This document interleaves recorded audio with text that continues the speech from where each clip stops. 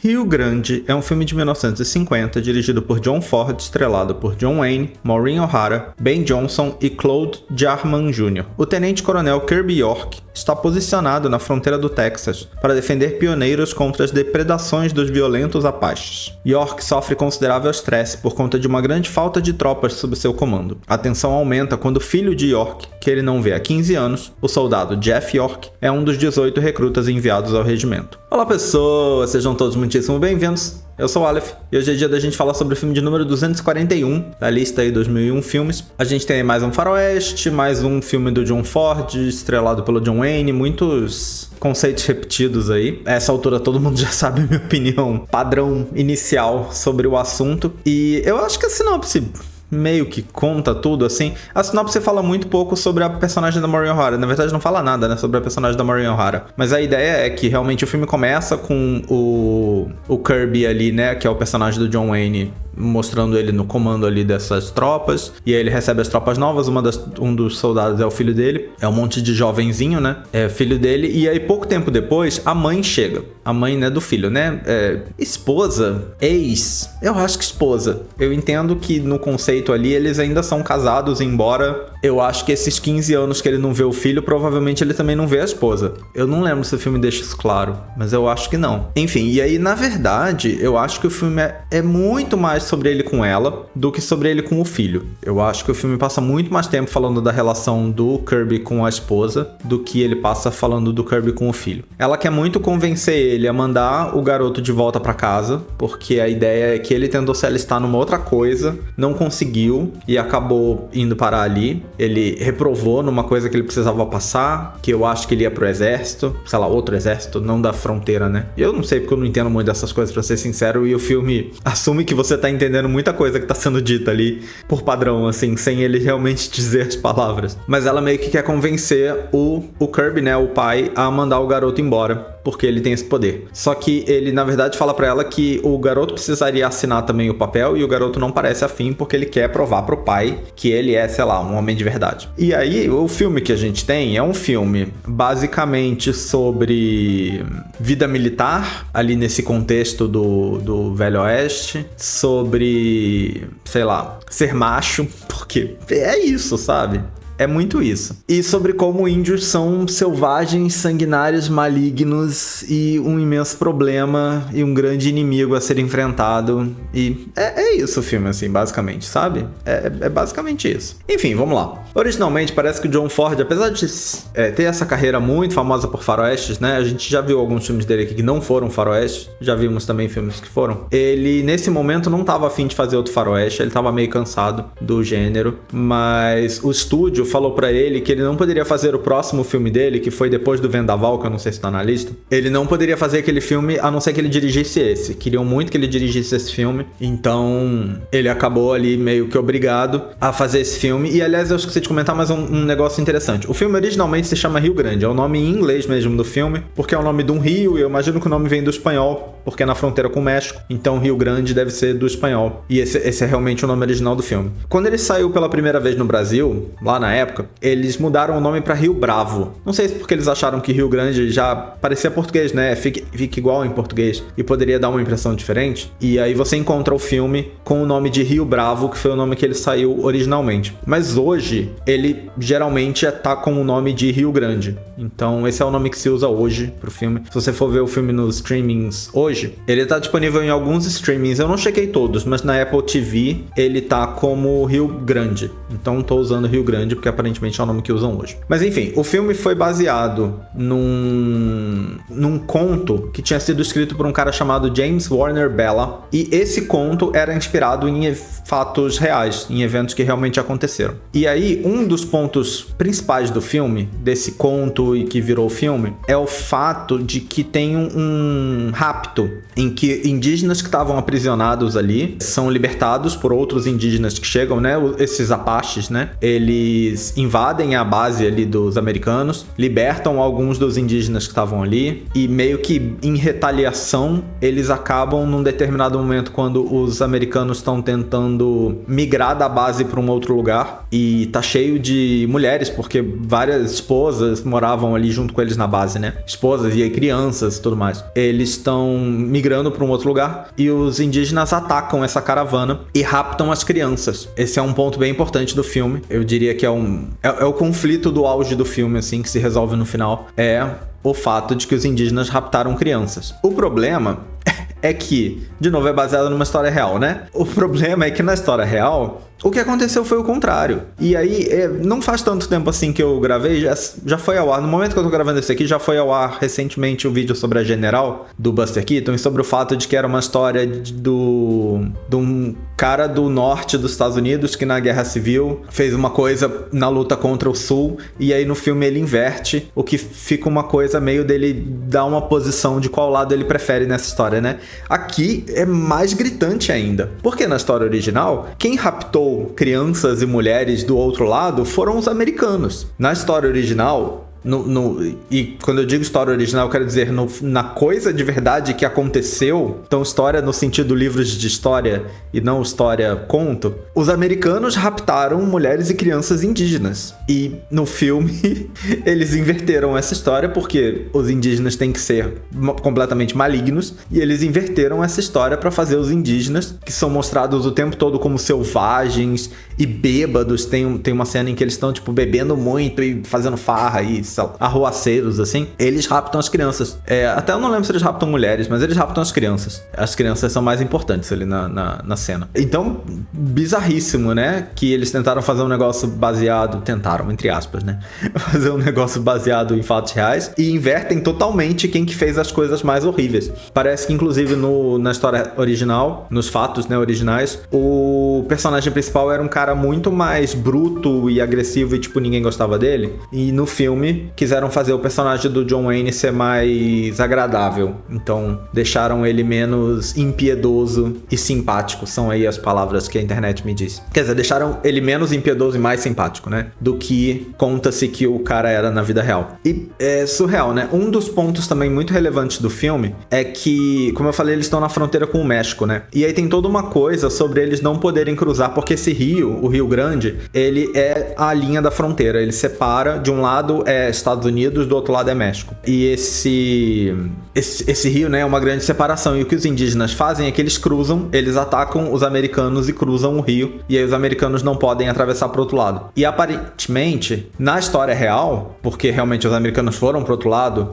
para atacar os indígenas, e aí eu não sei exatamente com qual desculpa, porque no filme a desculpa é que os indígenas raptaram as crianças. Essa é a desculpa para eles atravessarem o rio, no filme. Mas se na história real foram os americanos que raptaram os indígenas, eu não sei qual é a desculpa da história real para eles cruzarem a fronteira. Mas no filme, os mexicanos, que são responsáveis ali pela fronteira, agradecem que os americanos estão atravessando para ajudar eles a lidar com a ameaça dos indígenas. Quando na história real, os mexicanos viram isso como um grande problema. Realmente não era para os americanos terem atravessado, eles não gostaram que os americanos atravessaram. Aquele era o lado deles, era para eles fazerem as coisas do jeito deles. Então, no fim, o filme fica com esse misto de baseado numa história real, por outro lado, mudando todas as coisas que eles conseguem encontrar pela frente, que vão mostrar os americanos de um jeito ruim, que vão contribuir para uma imagem ruim dos americanos. Todas essas partes são mudadas para que os americanos sejam mais heróicos e bonzinhos e perfeitos e tudo mais, para jogar a imagem ruim para os outros lados. A coisa é tão séria que Joseph Brin, que já foi citado aqui várias vezes, era o responsável pela censura do cinema nos Estados Unidos. Ele disse que o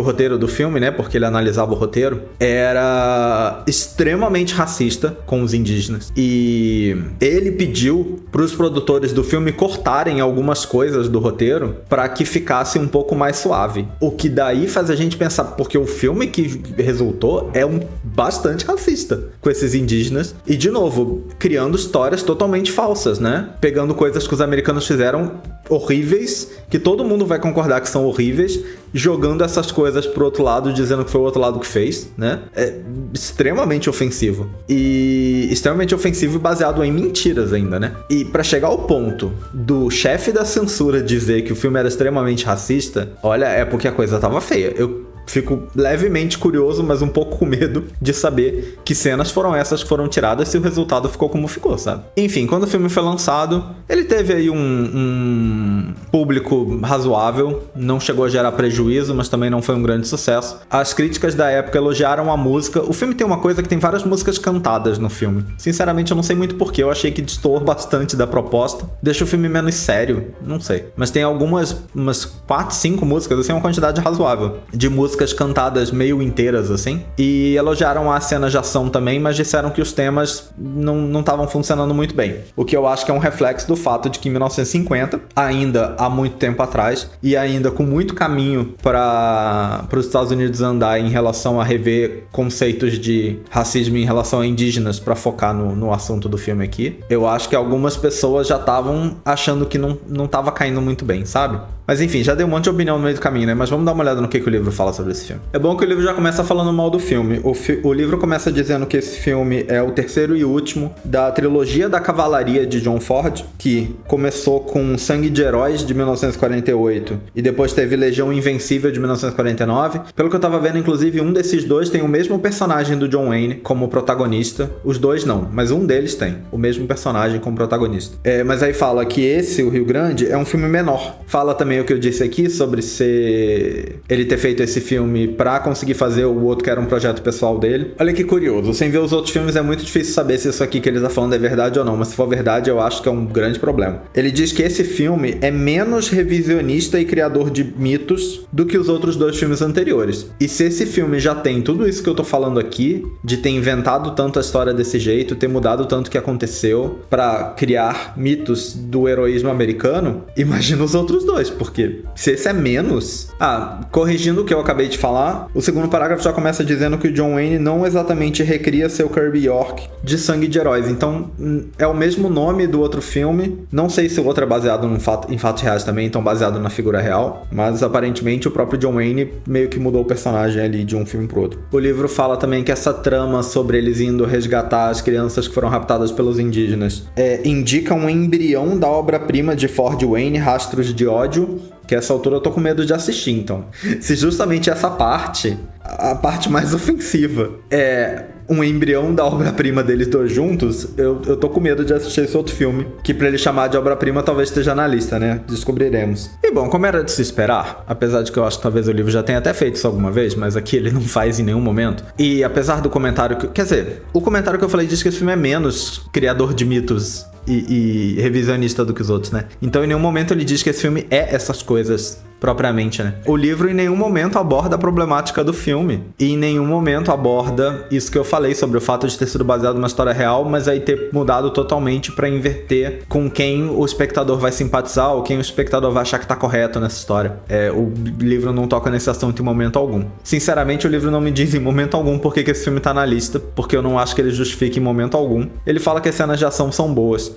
Tem uma coisa das cenas de ação, é que eles arranjaram umas pessoas que faziam rodeio e, sei lá, números acrobáticos com cavalos pra atuar no filme fazendo alguns dos soldados ali. Então tem umas cenas relacionadas ali aos cavalos e tudo mais que são bem feitas, são impressionantes talvez, porque né, são feitas por essas pessoas que já tinham essa competência, né, fora do cinema. Não são propriamente truques, né? Fora isso, as cenas de ação são essencialmente muita gente caindo de cavalo, porque é isso a cena de ação. A cena de ação é um monte de gente andando a cavalo e caindo, sabe?